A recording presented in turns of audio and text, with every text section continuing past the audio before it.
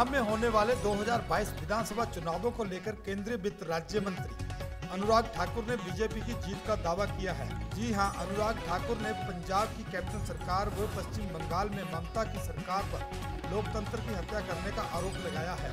इसके चलते पंचायत चुनावों के दौरान पंजाब में कई जगह पर प्रत्याशियों को नॉमिनेशन पेपर फाइल न करने देने व पश्चिम बंगाल में तृणमूल के राज में हत्या व हिंसा के दौर चलने की अनुराग ठाकुर ने बात कही है।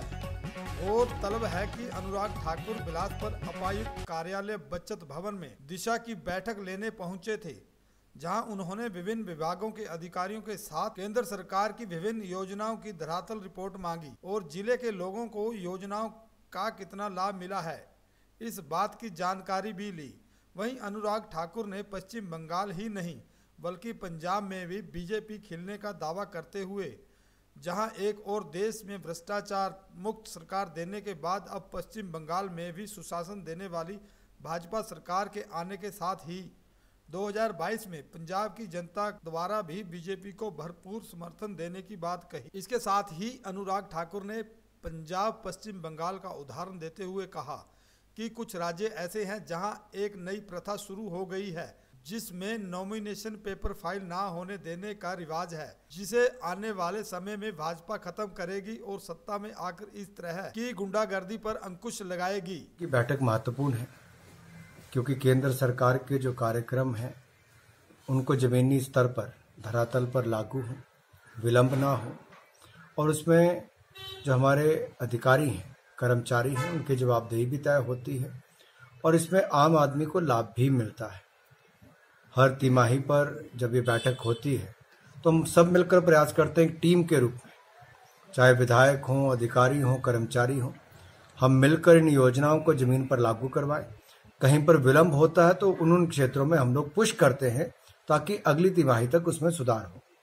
आज की बैठक में भी मनरेगा से लेकर बाकी सब केंद्र की योजनाओं के ऊपर यहाँ पर चर्चा होगी ताकि जिला बिलासपुर का विकास हो सके। सर, नई प्रथा कुछ राज्यों में शुरू हो गई जहां पर पेपर नॉमिनेशन नहीं करने दिए जाते, बाकी दलों की आवाज को रोका जाता है। तृणमूल के राज्य में पश्चिम बंगाल में वहां पर हत्या हिंसा का दौर चला, वहां पर भी ऐसा और पंजाब में भी आपने देखा बहुत जगह पर ऐसी घटनाएं हुई जहां नॉमिनेशन पेपर तक फाइल नहीं होने दिए। तो लोकतंत्र की हत्या नहीं तो और क्या है।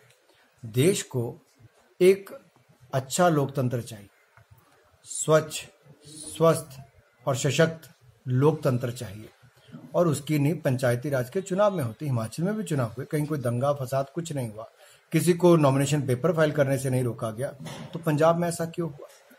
अब रोक सकते हैं, लेकिन जब विधानसभा आएगी तो जनता वहां पर बदलाव करके देगी, वहां पर भी कमल खिलेगा। पंजाब में भारतीय जनता पार्टी आएगी। हिंसा जिस तरह से तृणमूल कांग्रेस ने बढ़ाई है, ये अपने आप में स्पष्ट तौर पर दिखता है कि तृणमूल की नाव डूबने वाली है। घबराहट तृणमूल में देखने को मिलती है।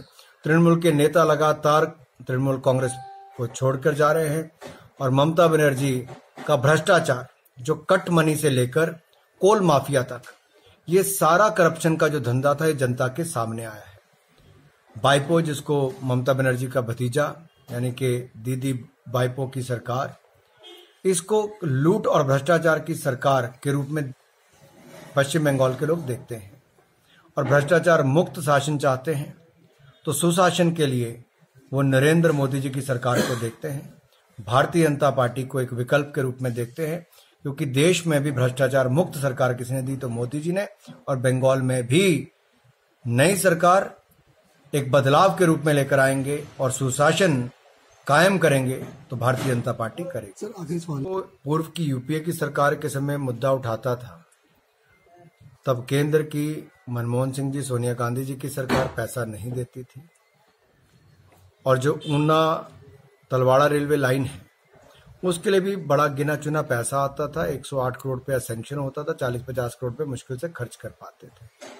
हमें प्रसन्नता है नरेंद्र मोदी जी की सरकार ने इस साल 770 करोड़ रुपया हमारी रेलवे लाइन के लिए दिया, जिसमें से सबसे बड़ा हिस्सा भानुपल्ली बिलासपुर रेलवे लाइन के लगभग 450 करोड़ रुपए का यहाँ के लिए मिला है। ये अपने आप में बड़ी बात है। ये देश के हित में प्रोजेक्ट है और इसको जितनी तेजी के साथ बनाएंगे उतना लाभ मिलेगा जिला बिलासपुर को भी और देश को भी।